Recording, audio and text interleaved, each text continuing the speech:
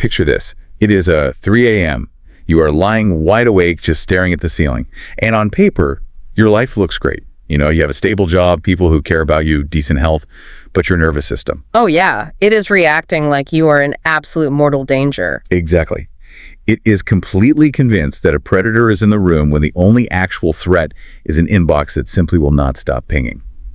If that sounds familiar to you, you are definitely not alone, and more importantly, you are not broken. It is such a relatable scenario. I mean, what's fascinating here is that this 3 a.m. panic isn't a personal failing at all. It is actually a symptom of a much larger systemic mismatch between our biology and our modern environment. And that mismatch is the entire mission of our deep dive today. We are pulling from a really brilliant book called Full Stack Human by Dara Simkin and Tane Hunter. The goal here is to figure out how you can actually stay human in what they call the age of artificial insanity. Right. To really understand what we're up against, the authors, we're bringing this profound observation from the iconic biologist E.O. Wilson. He said that the real problem of humanity is this. We have Paleolithic emotions, medieval institutions, and godlike technology. Okay, let's unpack this because I absolutely love this visual. Are we essentially just walking around with 200,000-year-old primate hardware in our heads, trying to process Slack notifications and AI algorithms? Yeah, precisely. Your amygdala, right? The fear center of that ancient brain. It cannot tell the difference between a harsh performance review and a literal saber-toothed tiger. It triggers the exact same physical fight or flight response. Wow. Yeah. So our destination today is to help you upgrade to what the book calls the full stack human operating system. And to do that, we really need to debug our ancient cognitive biases, overcome our psychological immunity, to dismantle this toxic thing called achievement syndrome, and finally upgrade our minds using humanity's original learning technology. Which is playwright. Play combined with strategic hope. Spot on. I am so ready for this. Let's start with the hardware itself, which is wonderfully glitchy. The book uses this incredible analogy to explain the brain's architecture. Imagine a spaceship. But this spaceship was built by bolting a high-tech cockpit onto a horse, and that horse is sitting on top of a crocodile. It is a vivid image, and structurally, it's very accurate in an evolutionary sense. The cockpit represents your prefrontal cortex, which is the seat of rational modern thought. The horse is your limbic system. The emotions. Right, the mammalian emotions, which are millions of years old. And the crocodile at the bottom is your brainstem, the ancient autopilot that run your raw survival instincts. The fundamental problem is that when you are under stress, the crocodile and the horse completely hijack the cockpit before the rational pilot can even touch the controls. Wait, so when that 3 a.m. panic hits, the crocodile is basically flying the spaceship. Exactly. The crocodile is flying the ship, and because the crocodile is prioritizing raw survival speed over accuracy, we rely on cognitive biases. You might think we have a dozen or so biases, but there are actually over 180 documented cognitive biases. 180. That is wild. It is. And here's a crucial reframe. We shouldn't view these as bugs in our programming. They are evolutionary features. They were designed to save metabolic energy and keep us alive in a highly dangerous, unpredictable world. That makes total sense. Like if you see a rustle in the bushes, you don't want to stand there logically calculating the wind speed. You want your brain to jump to the conclusion that it's a tiger so you can run. Right. You want to survive. But today, those same evolutionary shortcuts act as a really sophisticated 3-layer cybersecurity system that keeps new, potentially helpful information out of our minds. Layer 1 consists of our defensive biases. These filter reality before it even reaches our conscious awareness. A great example of this is the fundamental attribution error. Oh, I was reading about this in the notes. It's the avocado quality crisis. Let's say you go to a cafe and your avocado toast is terrible. The avocado is rock hard. Our immediate defensive bias is to blame the chef's character. We think, wow, the chef is lazy and just doesn't care. But why do our brains do that instead of assuming they just had a bad delivery? Because blaming a single person's character is a fast, easy, low-energy computation. Ah, it saves energy. Yes. Analyzing the reality that there might be complex systemic supply chain issues, or the fridge is broken, or their best manager just quit, that takes way too much cognitive effort. We filter out the complex reality to make quick, definitive judgments. That is fascinating. And if a piece of information actually manages to slip past that first defensive layer, It hits layer 2, which the authors call resistance biases. This is where we desperately cling to what we already have, like the sunk cost fallacy or status quo bias.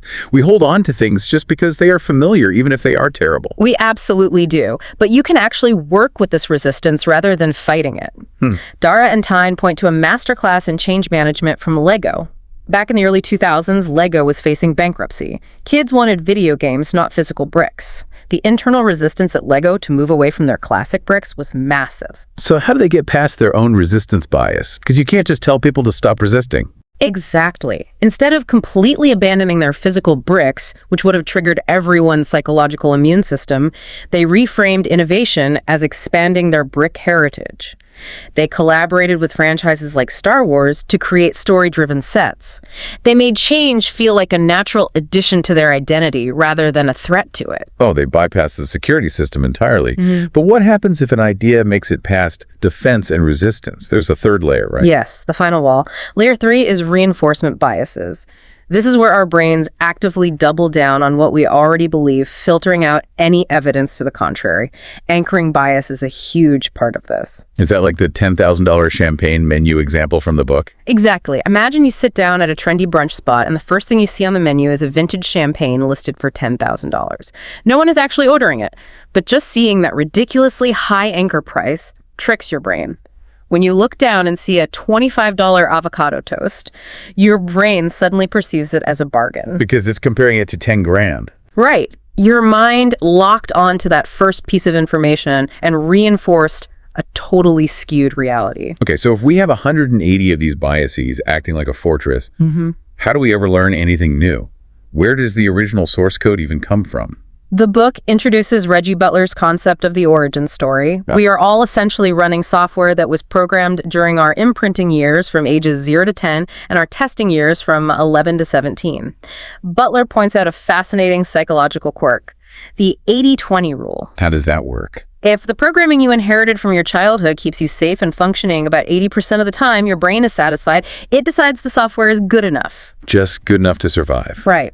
So whenever you encounter a contradiction, say you meet someone whose life experience proves your worldview entirely wrong, your confirmation bias just slaps a label on it that says anomaly and throws it out. You stay completely trapped in your own origin story because your brain refuses to rewrite the code for that remaining 20%. Which begs the question, if our minds are this heavily fortified against new information, how do we ever actually change our behavior? Yeah. I mean, we all set New Year's resolutions and we all know how those end up. This leads us right into the paradox of change.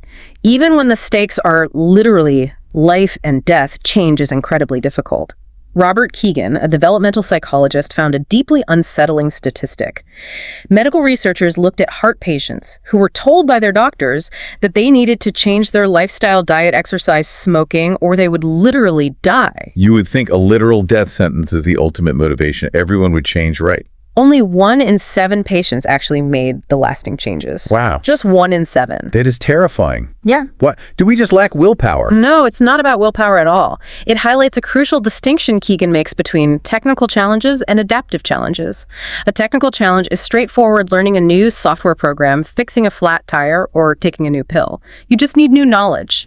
But an adaptive challenge requires a fundamental shift in your identity, your habits, and your core beliefs. And losing weight or changing a lifelong habit to save your heart, that's an adaptive challenge. Precisely. And that is where Bob Keegan and Lisa Leahy's immunity to change framework comes in. They found that our resistance to adaptive change is actually driven by a hidden psychological immune system. Just like your physical immune system attacks a virus to keep you safe, your psychological immune system attacks change to protect you from perceived emotional threats. Okay, I want to ground this in a real-world example because it's so theoretical otherwise. Yeah. The book talks about Tony, a middle manager. I think we all know a Tony. She desperately wants to delegate tasks to her team, but she constantly ends up micromanaging everyone, redoing their work at 9 p.m. On the surface, she just looks like a control freak lacking discipline.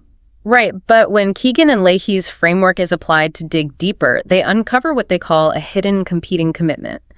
Tony is consciously committed to delegating, but unconsciously, she is deeply committed to protecting herself from looking incompetent to her own bosses. So delegating feels actually dangerous to her. Exactly. And underneath that hidden commitment is her big assumption. Tony fundamentally believes that if she doesn't control every single detail of her team's output, a mistake will be made and she will be exposed as a fraud. The imposter syndrome kicks in. Big time.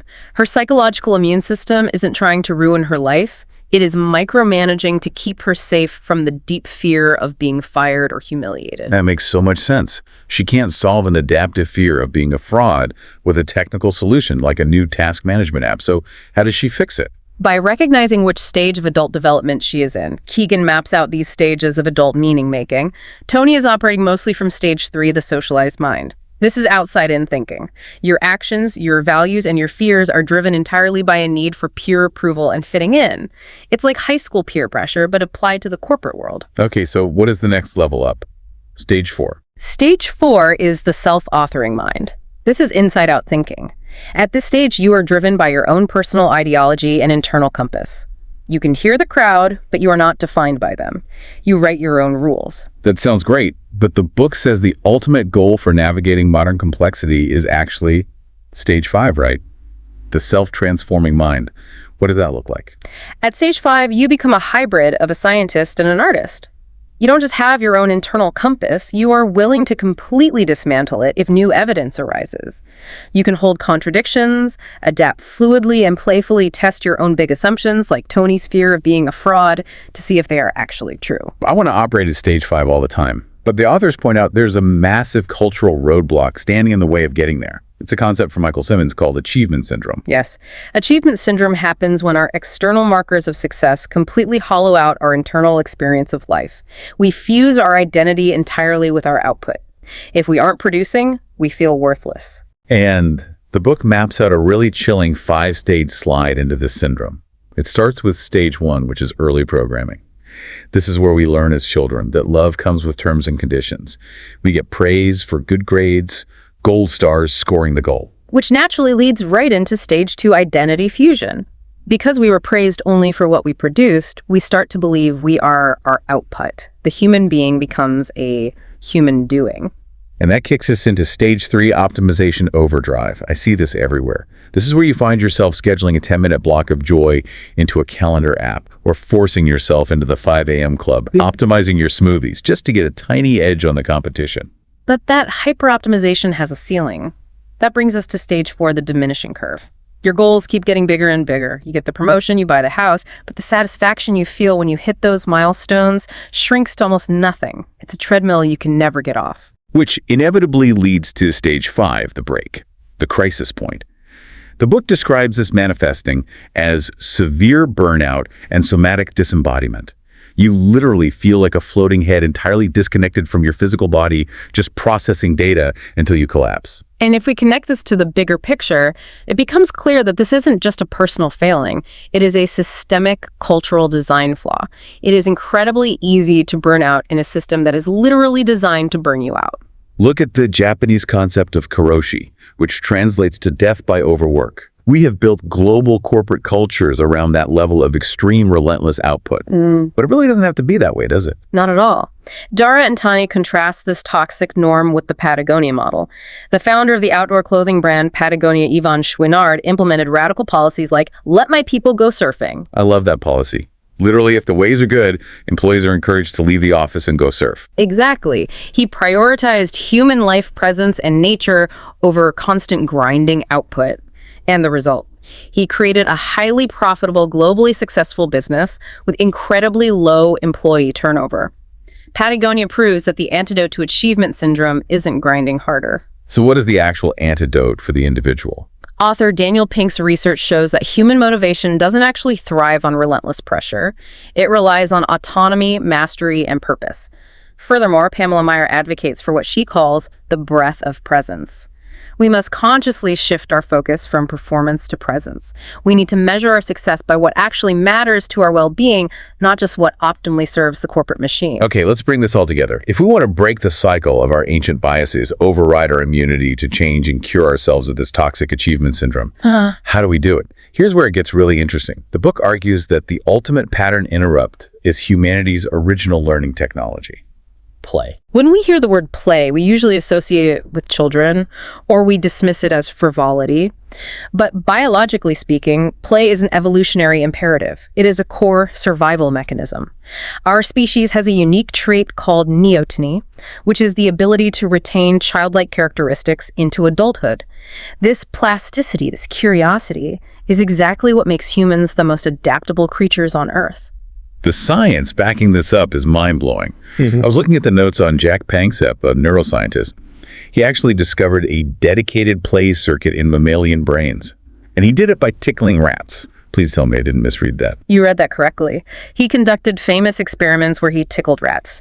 He found that when they engaged in rough and tumble play, the rats emitted high-frequency chirps. It was essentially rat laughter. He proved that the desire to play is hardwired deep into the mammalian brain right alongside the drives for food and sleep. And there are physical benefits to the brain too, right? Absolutely. We see the physiological benefits in Marion Diamond's research. She compared rats raised in dull, isolated environments with rats raised in enriched, playful, highly social environments.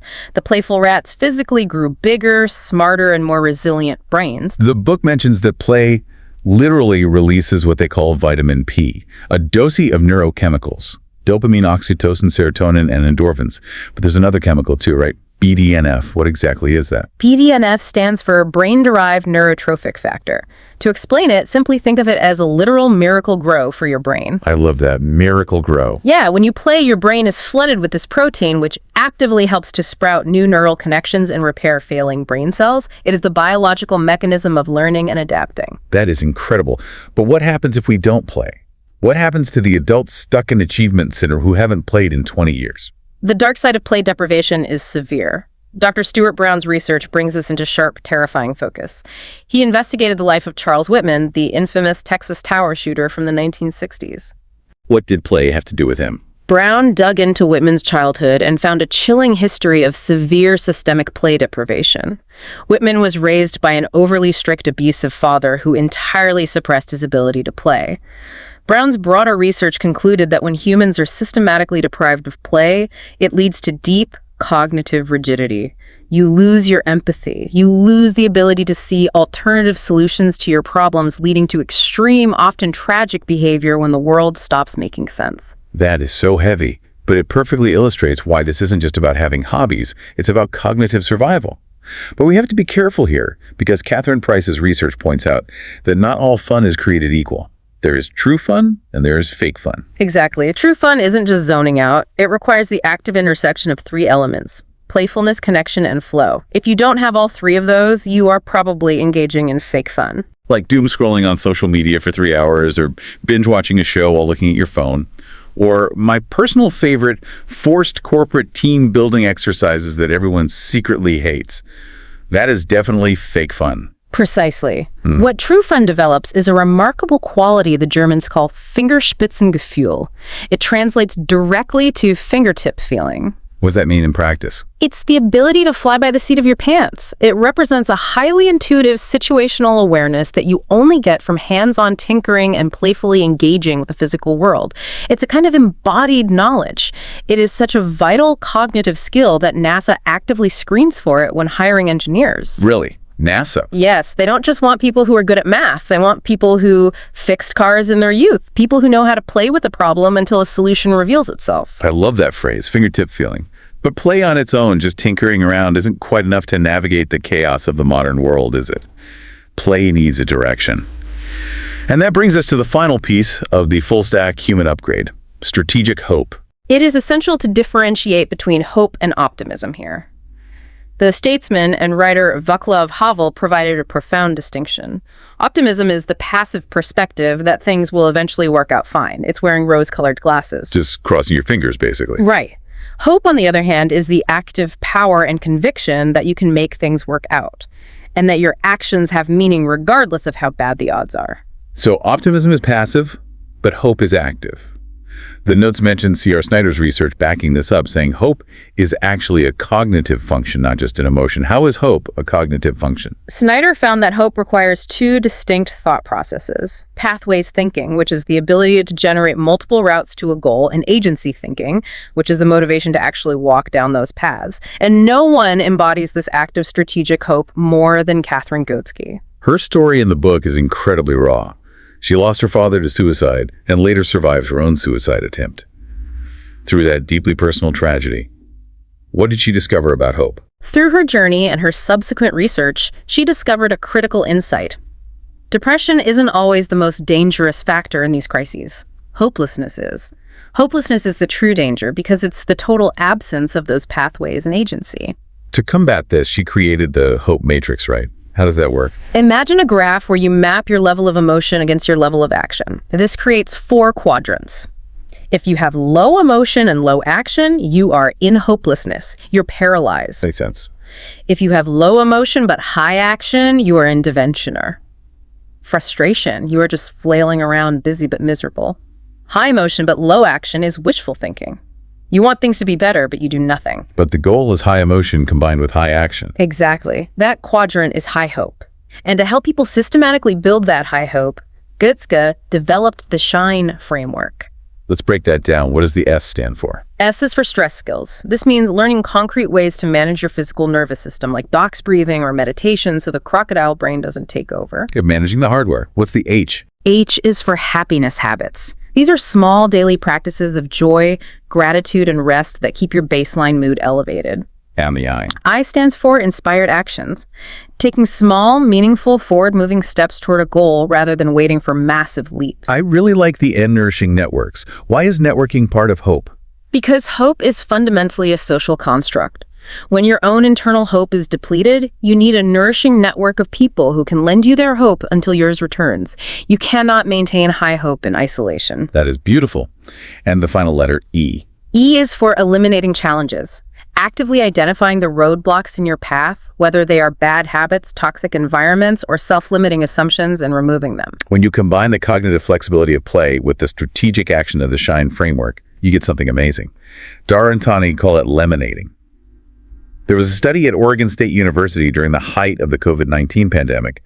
They found that highly playful people were essentially resilience multipliers for their entire communities. What's fascinating about that study is that these playful individuals didn't ignore reality. They weren't just blindly optimistic. They assessed the terrifying risks of the pandemic very realistically. But they didn't get paralyzed by it. Exactly. They used their playful mindset like a color spotlight to illuminate creative, hopeful paths forward amidst the constraints. They organized neighborhood pod networks, created new ways to connect virtually. They literally turned the lemons of a global lockdown into lemonade. So what does this all mean for you listening right now? Becoming a full-stack human isn't about becoming a perfectly optimized productivity robot. It is about acknowledging that we have ancient, glitchy hardware in our heads that get scared easily. It is about recognizing your biases and playfully questioning the big assumptions that keep your psychological immune system stuck in the past. It is also about actively dismantling the toxic achievement syndrome that tells you your worth is merely a calculation of your output. We must use play and strategic hope to navigate this chaotic world. The authors leave us with a vital perspective on what they call the imagination era.